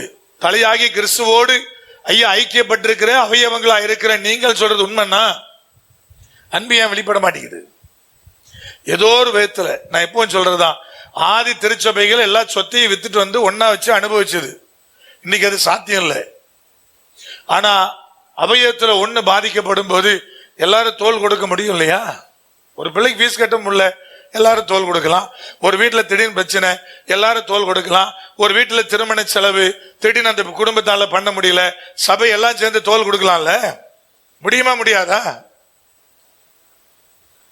அது எனக்கு ஒரு பெரிய சந்தோஷம். சத்தியத்தின்படி நம்ம சபை போகுது. எங்கே யார் பாதிக்கப்பட்டாலும் இயன்றாலும் என்ன செய்ய முடியுது? நம்மளால செய்ய முடியுது. திருமணத்தை நடத்தலாம். அன்னை ஒரு 50 பவுன் நகை போட்டிருக்கேன்னா முடியாது இல்லையா? திருமணத்தை நடத்திடலாம். எப்பா நீ சாப்பாட்டுக்கு பொறுப்படுத்துக்க, நீ அந்த மேடையை அலங்காரம் பண்ணிரு, எல்லாம் சேர்ந்து 10 பேர் சேர்ந்து நடத்திடலாம். 50 பவுன் நகையை போடனா எங்க போறது? ஒரு அண்ணன் நீங்க தானே சொன்னீங்க வந்துடுவாங்க பின்னாடி, அதுக்காக முன்னாடி சொல்லிட்டேன். அப்ப அது செய்ய முடியாது, ஆனா செய்யலாம் இல்லையா? அப்ப தேவனோட அன்பு எப்படி வெளிப்படும்? அப்ப இந்த அன்பு இல்லைன்னா நீ இன்னும் மரணத்துக்குள்ள ஜீவிக்கிற. எதுக்குள்ள வரல? மரணத்தை விட்டு ஜீவனுக்குள்ள நீ வரல என்று அர்த்தம். இதை நீ அறிந்திருக்க வேண்டும் ஆண்டவர் சொல்றார். அப்ப நல்லா கவனிங்க, ஆண்டவர் அழகா தெளிவா சொல்றார். ஒரு வெற்றியுள்ள எல்லா பாடுகளை போராட்டங்களை கடந்து ஜெயிப்பதற்கு வெற்றியுள்ள வாழ்க்கைக்கு தேவை என்னன்னா, இதையெல்லாம் நீ அறிந்தவனா இருக்கணும். நீ ஆராதிக்கிற தேவன் எப்படிப்பட்டவர் என்பதை நீ என்ன செய்யணும்? நீ அறிந்தவனா இருக்கணும். பவுல் அறிந்திருந்தார். அப்ப ரெண்டாவது என்ன சொன்னார் பாருங்க. இப்ப எகைன் மறுபடியும் வாசிக்க போறீங்க. 12ஆம் வசனம் 2 தீமோத்தேயு 1:12. அது நிமித்தம் நான் இந்த பாடுகளையும் அனுபவிக்கிறேன், ஆயினும் நான் வெட்கப்படுகிறதில்லை. ஏனென்றால் நான் விசுவாசிக்கிறவர் இன்னார் என்று அறிவேன். நான் அவரிடத்தில் ஒப்பு கொடுத்ததை அவர் அந்நாள் வரைக்கும் காத்துக்கொள்ள வல்லவராய் இருக்கிறார் என்று நிச்சயித்திருக்கிறேன். இரண்டாவது ஒரு காரியத்தை சொன்னாரு. எந்த பாடுகளையும் போராட்டங்களையும் நான் ஜெயிக்கக்கூடியவன், எனக்கு வெற்றியோடு கூட கடந்து வருவேன். காரணம் என்னன்னா, நான் எதையெல்லாம் தேவன் வசமாய் ஒப்புவித்திருக்கிறேனோ அதை அவர் கடைசி வரை அந்நாள் வரை காக்க வல்லவர் என்பதை நிச்சயித்திருக்கிறேன். எதையெல்லாம் நாம் ஒப்புவித்திருக்கிறோமோ அதை கடைசி வரை கர்த்தர் நினைச்சுவாரு, இறுதி வரை நினைச்சுவார். அவரு காத்து கொள்ள வல்லவர் என்பதை என்ன செய்கிறேன்? நிச்சயித்திருக்கிறேன். இது ரொம்ப ரொம்ப முக்கியமானது. என்னெல்லாம் தேவனுடைய வசமா ஒப்புவிக்கப்பட்டது? ஒரு 3-4 வசனத்தை வாசிக்கலாம். சங்கீதம் 31:5. உமது கையில் என் ஆவியை ஒப்புவிக்கிறேன். ஆண்டவராய் இயேசு கிறிஸ்து சிலுவை மரத்தில் சொல்ல போற வார்த்தையை முன்கூட்டியே தீர்க்க தரிசனமாய் எழுதப்பட்ட சங்கீதம் என்னன்னு கேட்டீங்கன்னா இந்த சங்கீதம். லூக்கா 23ஆம் அதிகாரத்தினுடைய 46வது வசனம். இயேசு, பிதாவே உம்முடைய கைகளில் என் ஆவியை ஒப்புவிக்கிறேன் என்று மகா சத்தமாய் கூப்பிட்டு சொன்னார். நல்ல கவனிங்க, இயேசு கிறிஸ்து கொலை செய்யப்படவில்லை, துன்புறுத்தப்பட்டார், அடிக்கப்பட்டார், சிலுவையில் அறையப்பட்டார். ஆனா அவர் கொலை செய்யப்படவில்லை. காரணம், அவர் தமது ஆவியை தேவனிடத்தில் ஒப்புவித்தார், ஈன சுரத்தில் அல்ல. மரிக்கும் போது சத்தம் எப்படி வரும்? கொஞ்சம் கொஞ்சமா ஜீவன் போய் கொஞ்சம் கொஞ்சமா ஜீவன் போய் ஈன சுரத்தெல்லாம் சொல்லணும். ஆனா ஆண்டவர் அப்படி இல்லை, மகா சத்தமா என்னுடைய ஆவியை ஒப்புவித்தேன்னாரு. இதை தன்னுடைய சீசர்களுக்கு வாழும் போதே டீச் பண்ணாரு. யோவான் 12க்கு மேல பாத்தீங்கன்னா இதை குறிச்ச முழு டீச்சிங் இருக்கும். எங்கிருந்து வந்தேனோ அங்கே நான் போக போறேன் பாரு, என்னை அனுப்பின பிதாவின் இடத்துல திரும்ப போறேன் பாரு. ஒரு இடத்துல கூட பரலோக ராஜ்யத்தை ஒரு இடமாக இயேசு கிறிஸ்து மையப்படுத்தி பேசவே மாட்டாரு. அது ஒரு பர்டிகுலர் இடமா அவர் பேசி நம்ம பார்க்க முடியாது. அங்க பிரதர் தங்கத்திலே ரோடு போட்டிருக்குது, மாணிக்க கற்களை சவுரெல்லாம் பயிற்சிருக்கிறாங்கன்னு இயேசு கிறிஸ்து பேசுனதே இல்லை. அப்ப இதெல்லாம் நமக்கு சொன்னது யாரு பிரதர்? தங்கத்துல ரோடு போட்டிருக்கு, அங்க மாணிக்க கற்களை வச்சு சவுரெல்லாம் அலங்காரம் பண்ணி உங்களுக்கும் எனக்குமான வாசஸ்தலம் அப்படி அழகா ரெடியா இருக்கு நமக்கு சொன்னது யாரு? எல்லாம் தங்கத்துக்கும் வைரத்துக்கு தான் ஆசைப்பட்டு அலையுதுங்க. அதனால கொஞ்சம் சொல்லி விடுவோன்னு யாரோ ஊழியக்காரர் என்ன பண்ணிருக்கிறார், ஆரம்பத்துல சொல்லி விட்டுருக்கிறார். அதை நினைச்சாது அங்க வரட்டு, இங்கதான் நமக்கு தங்கம் கிடைக்கல. ஊழியக்காரர் பிரசங்கம் பண்ணுவார், இங்கே தங்கம் இல்லையா, கவலைப்படாதீர்கள், உங்களுக்கு அங்க தங்கத்திலேயே ரோடு இருக்கு. அப்ப எங்க போனாலும் தங்கத்துல நடப்ப. ஏன் பிரதர் இயேசு கிறிஸ்து அப்படிலாம் பிரசங்கம் பண்ணல? அவர் சொன்னது என்ன தெரியுமா? இடம் எனக்கு முக்கியம் அல்ல, நான் யாரோடு வாழுகிறேன் என்பது ரொம்ப முக்கியமானது என்பதற்கு தான் அவர் பிதாவின் இடத்துல நான் எங்கிருந்து வந்தேனோ அங்க என்பதை குறித்து திரும்ப திரும்ப சொன்னார். நிம்மதி எது பிரதர்? இடமா? யார் கூட இருக்கிறது ரொம்ப முக்கியமானது. மனைவியும் சரியில்லை, பிள்ளையும் சரியில்லைன்னா ஒருத்தன் எப்படி அந்த வீட்டுல சந்தோஷம் வாழுவான்? அதனால சொன்னா சண்டைக்காரியோட வாழ்றதை விட இங்க போய் உட்காந்துக்கன்னு. அப்புறம் நாளைக்கு காலையில் எல்லாரும் செங்கல்பட்டு கோட்டுக்கு போயிடாதீங்க. சண்டைக்காரனா இருக்கிறான், சண்டைக்காரியா இருக்கிறான்னு என்ன பண்ணிடாதீங்க, கிளம்பிடாதீங்க. ஆண்டு எதுக்கு சொன்னாரு பிரதர்? ஐயா அதை விட ரொம்ப கஷ்டயா. அப்ப என்ன இருக்குது பிரதர்? எல்லாம் இருக்குது, ஒரு உறவும் சரியில்லை, எப்படி நிம்மதியா வாழுவேன்? இடம் முக்கியம் இல்லை, பரலோக ராஜ்யம் எங்க இருக்குதுன்னு முக்கியம் இல்லை. அதான் என்கிட்ட வந்து சிலர் கேட்பாங்க, பிரதர் அது எத்தனாவது வானத்தில் இருக்கு? இப்ப எத்தனாவது வானத்தில் இருக்குன்னு தெரிஞ்சா நீ போறியா கேட்பாங்க. நம்ம அங்க போனோமா அல்லது அது இங்க இறங்கி வருமா? இப்ப எது நடந்தா உனக்கு என்ன? அங்க போறதுக்குன்னு ஒரு தகுதி சொல்லியிருக்காருல்ல, அதுபடி வாழு, அது எங்க இருந்தாலும் நீ போயிடலாம். இப்ப அது எந்த இடத்துல தெரிஞ்சு நீ என்ன போக போற? டிக்கெட் புக் பண்ணிக்க போறியா? எதுல போற? அப்போ கேட்கணும் இல்லையா? உனக்கு அதெல்லாம் உனக்கு எங்க இருக்குன்னு தெரிஞ்சு நீ உனக்கு கிளிக்க போறது இல்ல. அது எங்க இருக்குதோ போவதற்கான தகுதி என்னவோ அது உருவாக்கி அங்க போயிடலாம். நமக்கு அதெல்லாம் விட்டுருவோம். அண்ணா அவரு இப்படி சொன்னாரு, இவர் இப்படி சொன்னாரு, அது அந்த இடத்துல இருக்குதான், இது இந்த இடத்துல இருக்குதான், அது தெரிஞ்சு நீ ஒன்றும் சாதிக்க போறது இல்ல. அதனால போவதற்கான வழியை தெரிஞ்சுக்க சொல்றது உண்டு. நான் சொல்றது புரியுதா இல்லையா? 12 அதிகாரத்திலிருந்து அப்படியே தகுதிப்படுத்துறாரு. அப்ப சொல்ற, ஜீவனை நீ வெறுத்தா திரும்ப பெற்று கொள்ளுவ, ஜீவனை விரும்பினா அதை என்ன பண்ணிடுவ? இழந்து போவேன்னார். அப்ப ஜீவனை ஒப்புவித்தார். வாழும் போதே உன்னை நீங்க விளங்கி கொள்ளணும், எவனொருவன் தன்னுடைய ஜீவனை தேவனிடத்தில் ஒப்புவிக்கிறானோ அது அவர் காத்துக்கிட்டே இருப்பாரு. ரட்சிக்கப்பட்ட பிள்ளையினுடைய ஜீவன் யாருக்கிட்ட இருக்கான்? நல்ல கவனிங்க, இயேசு கிறிஸ்துவுக்குள்ளாக புதியப்பட்டு, வாசித்துமா அந்த வசனத்தை, கொலோசியர் 3:3. ஏனென்றால் நீங்கள் மரித்தீர்கள், உங்கள் ஜீவன் கிறிஸ்துவுடனே தேவனுக்குள் மறைந்திருக்கிறது. அப்ப ரட்சிக்கப்பட்ட பிள்ளை எதுவா இருந்தாலும், பாவத்துக்கு மரித்த பிள்ளை எதுவா இருந்தாலும், ஆண்டவர் அழகாய் சொல்லுகிறார், பாவத்துக்கு நீ மரிச்சிட்டியா, உன் ஜீவன் இயேசு கிறிஸ்துவுக்குள்ளாக புதியப்பட்டு யாருக்குள்ள மறைஞ்சிருக்கு? தேவனுக்குள்ள மறைஞ்சிருக்கு. அப்போ அதை தாண்டி உன் ஜீவனை யாரும் பறிக்க முடியாது. அப்ப ஜீவனை தேவனிடத்தில் ஒப்புவித்த இயேசு கிறிஸ்து அது மரண தரவையில் ஒப்புவித்தார். அதே மாதிரி மரண தரவையில் இன்னொரு ஒப்புவித்தார். யாரு? ஸ்தேவான் ஒப்புவித்தார் இல்லையா? அப்போஸ்தலர் 7 வாசிக்கிறோம். அந்த வசனத்தை வாசிக்கிறோமா? அப்போஸ்தலர் 7 அதிகாரம் 59. அப்பொழுது கர்த்தராகிய இயேசுவே என் ஆவியை ஏற்றுக்கொள்ளும் என்று தேவான் தொழுது கொள்ளுகையில் அவனை கல்லெறிந்தார்கள். அப்ப தைரியமா சொன்னான், நாவி ஏற்றுக்கொள்ளணும். அந்த வசனம் சொல்லுது, சேவான் அந்த தரிசனத்தை பார்க்கும்போது இயேசு கிறிஸ்து நின்றுகிட்டு இருக்கிறார். வேத வசனம் அப்படிதான் சொல்லுது. ஆனா உண்மை என்ன பிரதர்? இயேசு கிறிஸ்து பிதாவின் வலது பார்சத்தில் என்ன செய்றாரு? வீச்சு இருக்கிறார். சிங்காசனம் ஒன்னே ஒண்ணுதான், ரெண்டு சிங்காசனம் கிடையாது. பிதாவினுடைய வலது பார்சம் என்பது அடுத்த சேர் இல்ல, பிதாவின் வலது பார்சத்தில் வீச்சு இருக்கிறார். ஆனால் சேவான் கல்லெறியப்படும் போது நின்றுட்டு இருக்கிறார். அப்ப எந்த அளவு தன்னுடைய தாசனை ரத்த சாட்சியா மறிக்கிற ஸ்தேவானை ரிசீவ் பண்றதுக்கு தேவன் ஆயத்தமா இருந்திருப்பாரு. எந்த அளவு அவருக்குள்ள ஒரு பதபதைப்பு இருந்திருக்கும் நீங்களே யோசிச்சு பாருங்க. வீற்றிருக்கிற தேவன் சிங்காசனத்தில் அமர்ந்திருக்கிறவர் எழுந்து நிற்கிறார்னா அது எவ்விதமான ஒரு சம்பவமா அந்த சம்பவம் நடந்துட்டு இருக்கும்னு யோசிச்சு பாருங்க. அப்ப மனுஷனாலையும் சொல்ல முடிந்தது, ஆண்டவரே நாவி உம்மிடத்துல ஒப்புவிக்கிறேன். இப்ப வாழும் போதே சொல்ல முடியுமா பிரதர்? வாழும் போது ரட்சிக்கப்பட்ட பிள்ளையா இருந்தா தேவனிடத்தில் இருக்கிறது, அதை ஒருவனும் ஒரு காலத்தில் என்ன செய்ய முடியாது, பறிக்க முடியாது. செய்வன வச்சா மந்திரம் பண்ணா என்ன வேணா யார் வேணா பண்ணட்டும், அதை ஒருவரை டிஸ்டர்ப் பண்ண முடியாது. ஏன்னா அது எங்க இருக்குது? இயேசு கிறிஸ்துவுக்கு உள்ளாக தேவனிடத்தில் இருக்கிறது. இப்ப இந்த இயேசு கிறிஸ்துவ என்ன பண்ணாங்க பிறகு சிறு வயதுல? வாசிக்கலாமா? லூக்கா 2ஆம் அதிகாரம் 23-24. முதல் பேரான எந்த ஆண் பிள்ளையும் கர்த்தருக்கு பரிசுத்தம் என்று எண்ணப்படும் என்று கர்த்தருடைய நியாய பிரமாணத்தில் எழுதியிருக்கிறபடி அவரை கர்த்தருக்கு என்று என்ன செய்தார்கள்? ஒப்பு கொடுத்தார்கள். அல்லேலூயா. நல்லா கவனிங்க.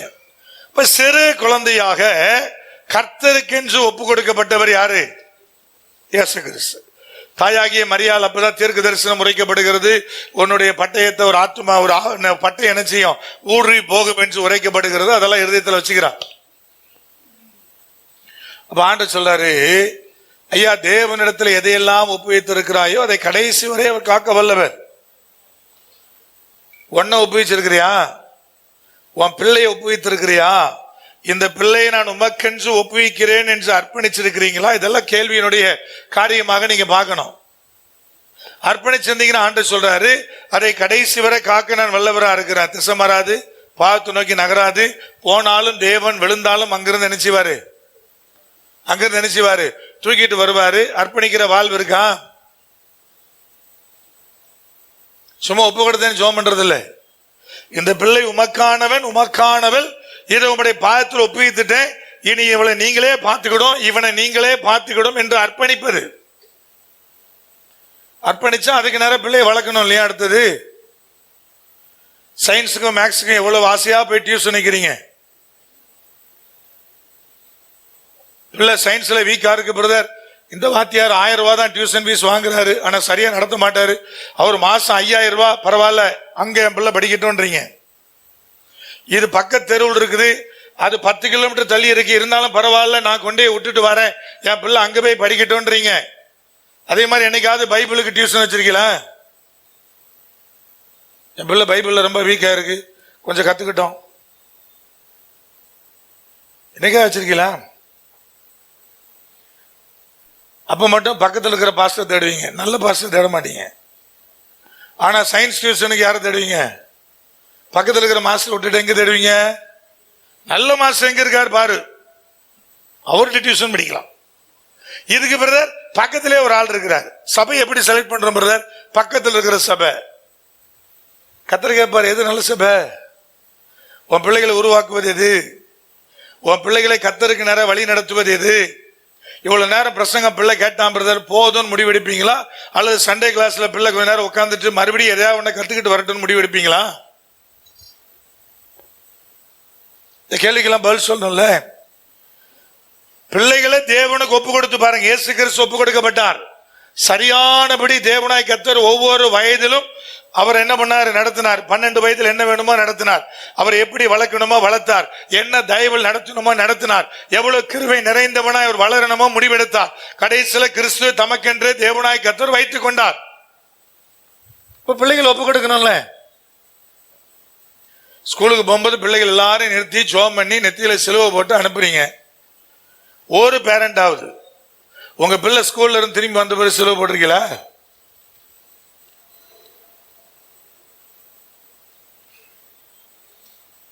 திருத்தரம் முடிக்கிறீங்களா என்ன? ஏன்னா ஒரு ஆள் கூட கிடையாது. பிள்ளை போயிட்டு வந்தான், பிரதர் ஆண்டவரே நான் ஜெபம் பண்ணபடி பிள்ளையை கூட்டிட்டு போயிட்டு வந்துட்டீங்க, இப்ப என் பிள்ளை பத்திரமா வந்துட்டா அதுக்காக ஸ்தோத்திரம் சொல்லி என்னைக்காவது திரும்பி வரும்போது சிலுவை போட்டிருக்கீங்களா?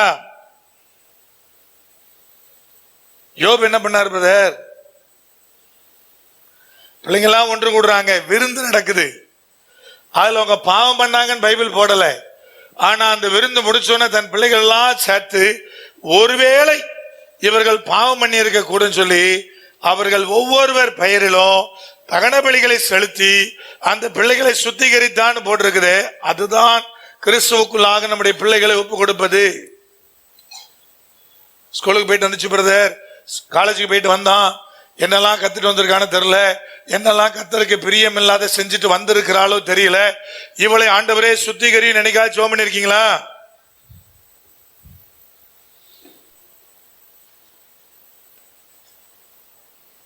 பிறகு எப்படி தேவன் நம்ம பிள்ளைகளை பாதுகாப்பார்? இப்ப ஆண்டு சொல்றார், ஐயா தேவனுடைய பிள்ளையே நீ அதை ஒப்பு கொடுத்திருக்கணும்ல. இயேசு கிறிஸ்து சிறு வயதிலே தேவனுக்கு என்று தன்னை ஒப்பு கொடுத்தாங்க. பேரண்ட்ஸ் கொண்டு போய் என்ன பண்ணிட்டாங்க? ஒப்பு கொடுத்துட்டாங்க. அந்த கால வழக்கத்தின்படி மூத்த பிள்ளை யாருக்கு? கர்த்தருக்கு. இப்ப இந்த கால வழக்கப்படி அப்படி இல்லை, எல்லாரும் ஆசாரியம் தான், எல்லா பிள்ளைகளும் யாருக்கு தான்? கர்த்தருக்கு தான். அதனாலதான் பழைய ஏற்பாட்டினுடைய கடைசி தீர்க்க தரிசன புஸ்தகத்தில் எழுதினாரு, ஒருவனை கர்த்தர் படைத்தார்பா, அவனுக்குள்ள ஆவி நிறைவாத்தா இருந்துச்சு, அப்புறம் இதுக்கு இன்னொருத்தி தேவனாய் கர்த்தர் இன்னொருத்தனை ஏன் படைக்கணும் அப்படி சொல்லிட்டு கேள்வி எழுப்பி மல்கியா தீர்க்க தரிசி சொன்னார், தேவ பக்தியுள்ள சந்ததியை பெறுவதற்கு தானே. இப்ப நம்ம சந்ததி எதுக்கு பெற்றிருக்கிறோம் பிரதர்?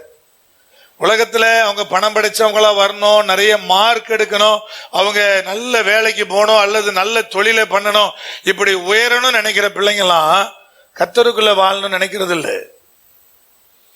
இன்னைக்கு மாப்பிள்ளை தேடுற எந்த பெண் வீட்டாரும் மாப்பிள்ளை நல்ல பையனானே கேட்கறது இல்லை, அவன் வாரந்தோறும் சர்ச்சுக்கு போவானான்னு கேட்கறது இல்லை. ஒரு காலகட்டத்தில் பையன் எப்படி நல்ல பையனா சர்ச்சுக்கு போவானான்னு கேட்டாங்க. இப்ப அப்படி இல்லை. எவ்வளவு சம்பளம், எவ்வளவு சொத்து இருக்கு, அந்த சொத்துல எதெல்லாம் அப்பன் பேர்ல இருக்கு, எதெல்லாம் அவன் பேர்ல இருக்கு, கேள்விகளை பாறான். கேள்விகளை நல்ல பையனான்னு கேள்வி வர மாட்டேங்குது.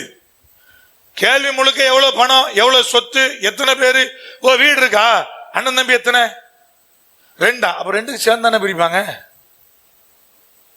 ஒவ்வொரு கேள்விகளையும் பாத்தீங்களா, மட்டமான பேரண்ட்ஸா மாறிட்டு பிள்ளைகள் ஆசீர்வாதமா இருக்கணும்னு எங்கிருந்து நடக்கும்? அந்த பிள்ளை எப்படி பாடுகளை ஜெயிக்கும்? அந்த பிள்ளை எப்படி போராட்டத்தை ஜெயிக்கும்?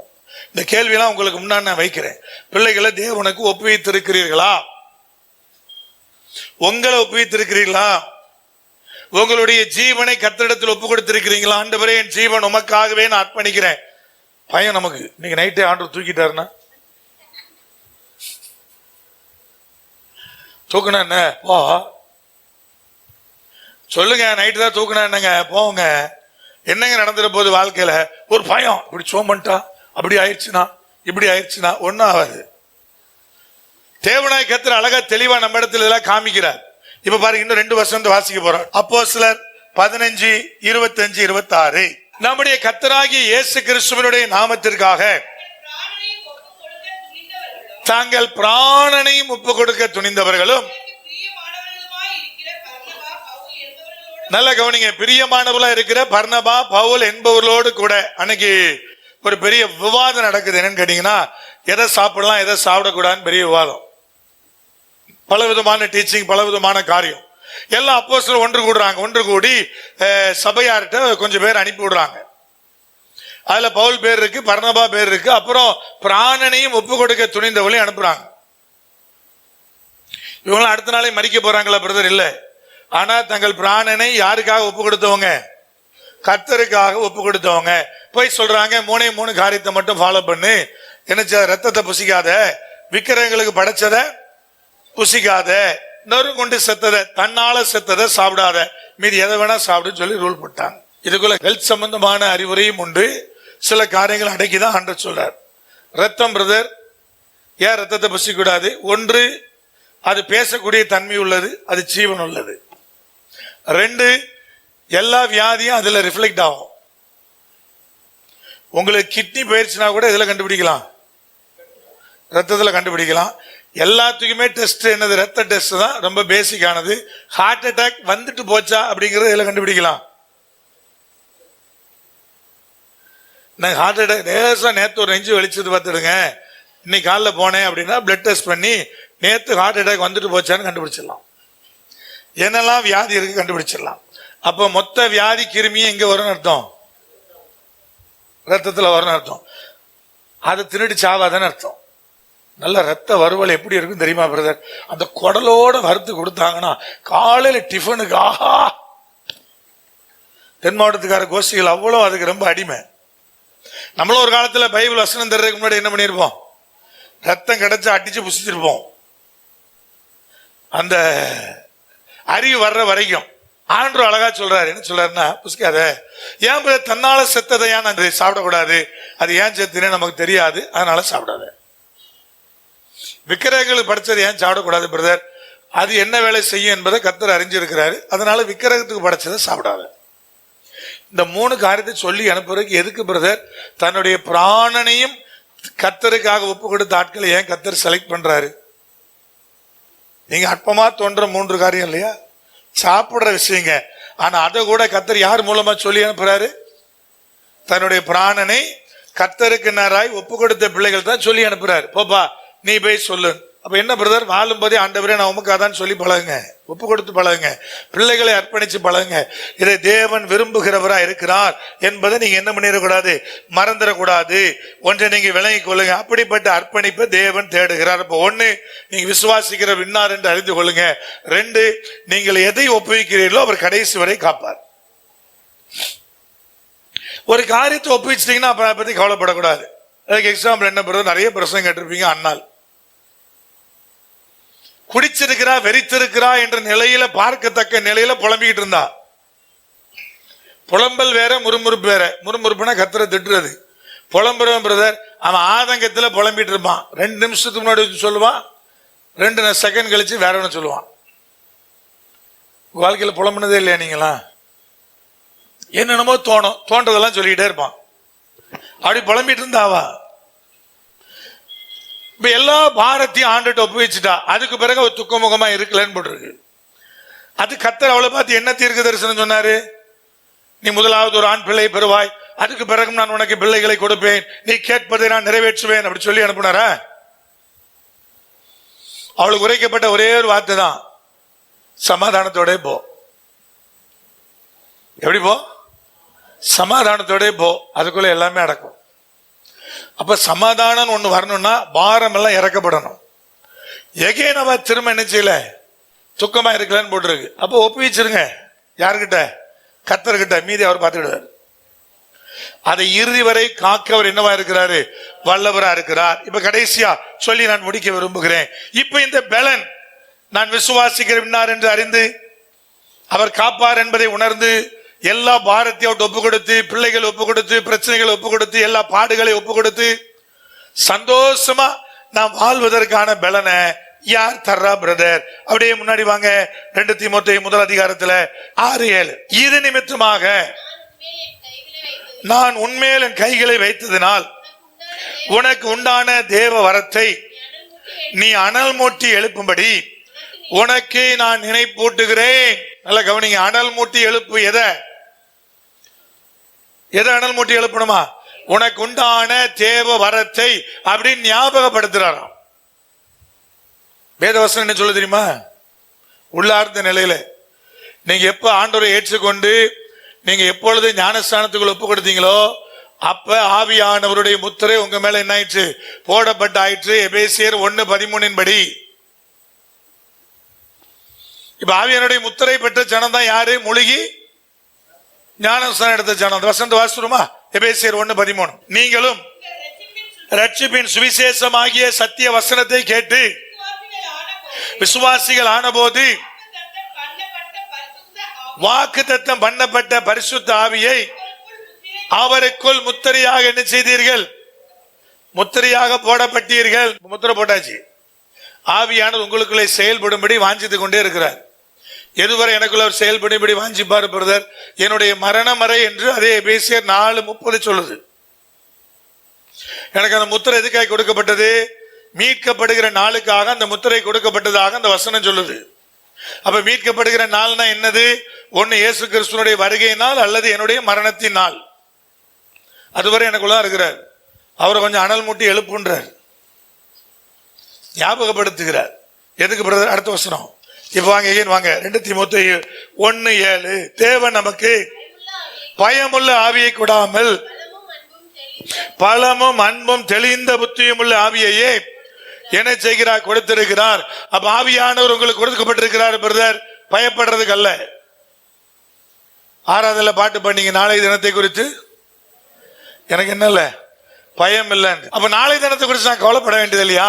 பாடுகளை குறித்து, பிரச்சனைகளை குறித்து நான் கவலைப்பட வேண்டியதில்லை. எனக்கு தேவன் பயமுள்ள ஆவியை தரல. எனக்குள் இருக்கிற ஆவியானவர் யாரு பிரதர்? தைரியத்தின் ஆவியானவர். அவர் எப்படிப்பட்டவர் பிரதர்? பலம் உள்ளவர், அவர் அன்புள்ளவர், தெளிந்த புத்தி உள்ளவர். ஆவியை குறித்து எல்லாம் சொல்லுது. அது பயமுள்ள ஆவி இல்ல, அன்புள்ளது, பலம் உள்ளது, தெளிந்த புத்தியும் உள்ள ஆவி. அதை கொஞ்சம் அனல் மூட்டி எழுப்புன்ற. ஆவியானவர் உனக்குள்ளே செயல்பட ஆரம்பிச்சுட்டாருன்னா நீ அன்பு நிறைஞ்சவனா மாறிடுவேன், பழமிக்கவனா மாறிடுவேன், தைரியசாலியா மாறிடுவேன். இது எல்லாத்தையும் விட தெளிந்த புத்தி உள்ளவனா மாறிடுவேன். தெளிந்த புத்தி வேணுமா பிரதர்? ஆமா, எல்லாத்துக்கும் புத்தி வேணும், எல்லாத்துக்கும் தெளிந்த புத்தி வேணும். தவறான போதனைகளை தெரிந்து கொள்ள, தவறான ஊழியர்களை அறிந்து கொள்ள, கள்ள அப்போஸ்தலனா கள்ள தீர்க்கதரிசியை தெரிந்து கொள்ள, வாழ்க்கையில சம்பாதிக்க, சம்பாதித்ததை இன்வெஸ்ட் பண்ண, சம்பாதித்ததை பெருக்கிக் கொள்ள. நீங்க எல்லாரும் வாரிய பாக்குறீங்க, எல்லாத்துக்கும் வேணும் புத்தி. இது என்ன ஆகும், அது என்ன ஆகும், அதை வாங்கினா என்ன நஷ்டம் வரும், இதை வாங்கினா என்ன நஷ்டம் வரும், யோசிக்கணும் இல்லையா?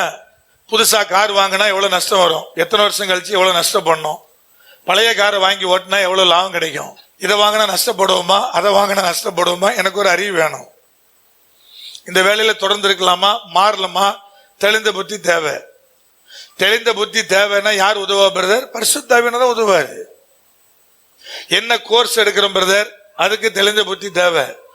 ஏன்னா அடுத்த 5 வருஷம் கழிச்சு அந்த கோர்ஸோட வேல்யூ என்ன நமக்கு என்ன செய்ய தெரியாது. இன்னைக்கெல்லாம் ஏமா அது 2 வருஷம் சோழி முடிஞ்சுவோம். அவன் படிச்சு வெளியே வர்றதுக்குள்ள ஏன்னா என்னன்னு கேட்பான்னு அர்த்தம். அதுக்கு பிறகு வேற ஒன்று வந்துடும். ஒரு காலகட்டத்தில் எவனெல்லாம் படிப்புல பெருசா இதெல்லாம் யோசிச்சானோ அதெல்லாம் இன்னைக்கு ஒண்ணுமே இல்லை. ஏரோநாட்டிக்கல் இன்ஜினியரிங் நாண்டுகிட்டு நிற்பாங்க, எப்படியாவது போய் சேர்ந்துடணும். இன்னைக்கு ஒரு வேலை போய் சேர சொல்லுங்க பார்ப்போம். மாறிட்டே இருக்கு, ட்ரெண்ட் மாறிட்டே இருக்கு. சிவில் இன்ஜினியரிங் அதுக்கு அவ்வளவு டைட் இருந்துச்சு ஒரு நாள். இன்னைக்கு எல்லா காலேஜ்லயும் கூவி சீட்டு தரான். சில காலேஜ்ல அந்த குரூப்பே இல்லைன்ட்டான். வேண்டாம், நீ வரவே வேண்டாம், சிவில் இன்ஜினியரிங் படிச்சவன வாழ்க்கையில விளங்கவே இல்லைன்னு முடிவு பண்ணிட்டான்.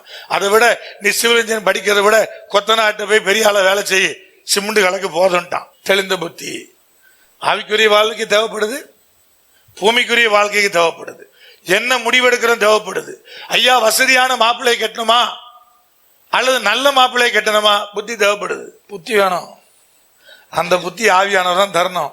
அவர் எங்க இருக்காரு? உனக்குள்ள இருக்காரு. நீ ஞானஸ்தானம் எடுத்த அன்னைக்கு உள்ள வந்துட்டாரு. கொஞ்சம் அவர் அப்படியே தட்டி நீ அனல் மூட்டும்படி உனக்கு நான் நினைவு போட்டுகிறேன். நான் எதுக்கு பிரதர்? பாடுகளை சந்திக்க, போராட்டங்களை ஜெயிக்க, எல்லாத்துக்கும் தேவைப்படுது. அனல் மூட்டு, உனக்கு நான் ஞாபகப்படுத்துகிறேன். கொஞ்சம் அவர் எழுப்பிவிடு. ஏன்னா அவர் பலமிக்கவர், அவர் அன்பு நிறைந்தவர், அவர் தெளிந்த புத்தி உள்ளவர், அவர் தைரியம் உள்ளவர். ஒரு வாழ்க்கையில போராட்டத்தையும் எல்லா விதமான பாடுகளையும் சகிக்க, ஜெயிக்க உனக்கு உதவி, அவருடைய உதவி தேவை.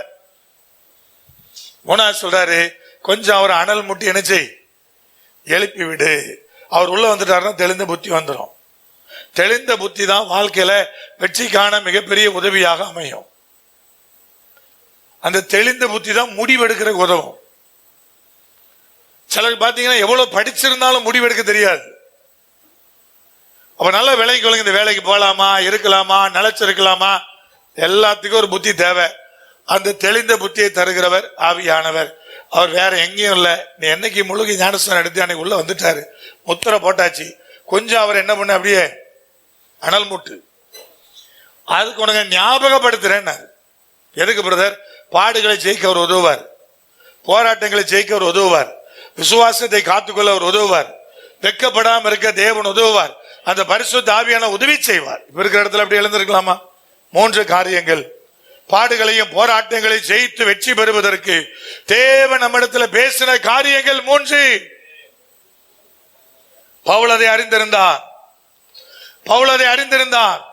ஒரு வெற்றியுள்ள வாழ்க்கைக்கு அது உதவியது. நான் விசுவாசிக்கிறவர் இன்னார், நான் ஆராதிக்கிற தேவன் இப்படிப்பட்டவர் என்பதை அறிந்திருக்கிறவன் வாழ்க்கையில வெற்றி பெறுவான். பாடுகளை கடந்து வெற்றி பெறுவான், போராட்டங்களை கடந்து ஜெயிப்பான். இன்னும் போராட்டம் வருதா, பரவாயில்ல வரட்டுன்னு சொல்லுவான்.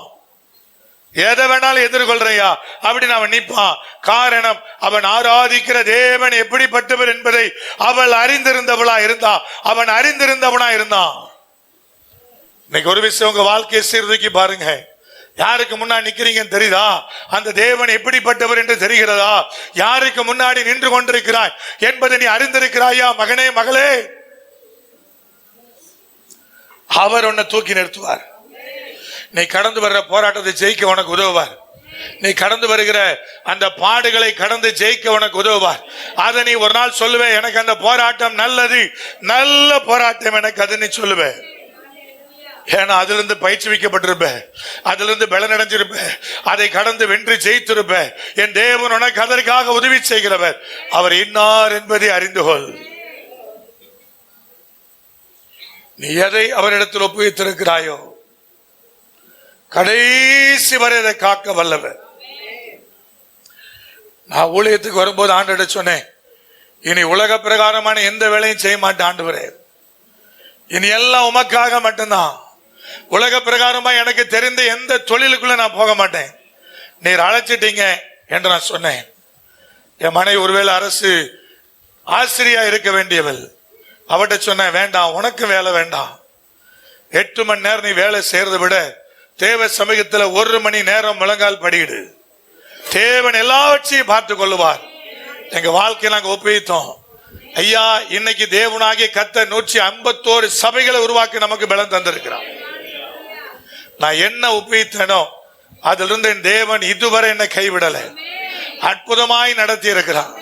என்னுடைய மரணம் வரை என் தேவன் அதை காக்க வல்லவர்.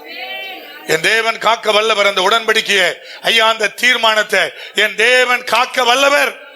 அந்த தீர்மானத்தில் நிலைத்திருக்கும்படி என்னை பலப்படுத்த என் ஆவியானவர் வல்லவர். அவர் வல்லவர்.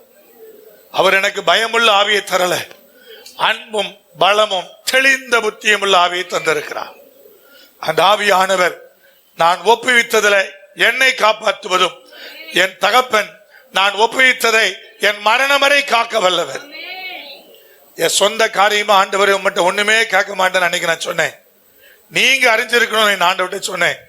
இதுவரை கேட்டதில்லை, இதுவரை சொந்த காரியத்துக்காக தேவனிடத்துல மன்றாடினதில்லை.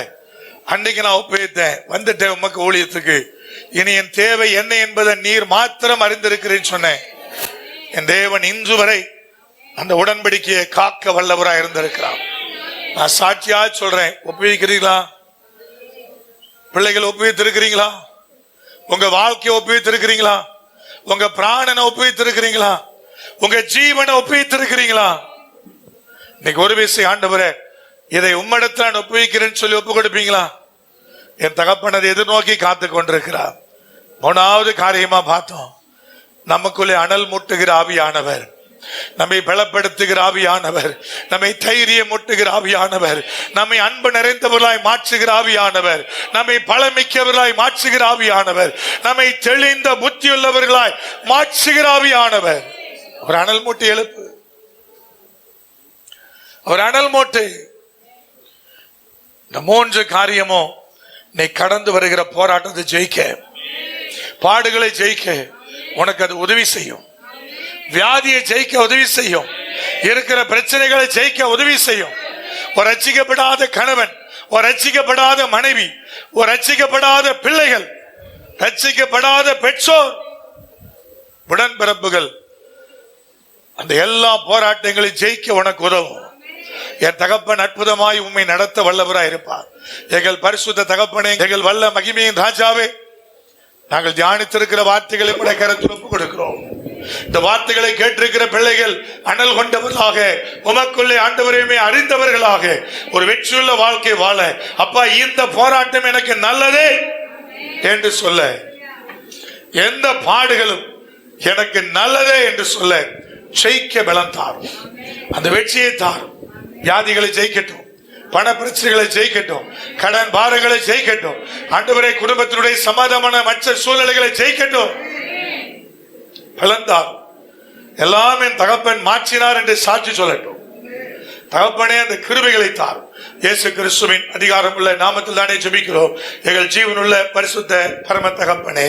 கர்த்தராகிய இயேசு கிறிஸ்துவினுடைய கிருபை, பிதாவாகிய தேவனுடைய அன்பு, பரிசுத்த ஆவியானுடைய ஐக்கியம் இப்பொழுது எப்பொழுது சதா காலம் உங்கள் அனைவரோடு கூட நித்தியமாய் நிலைத்திருப்பதாக.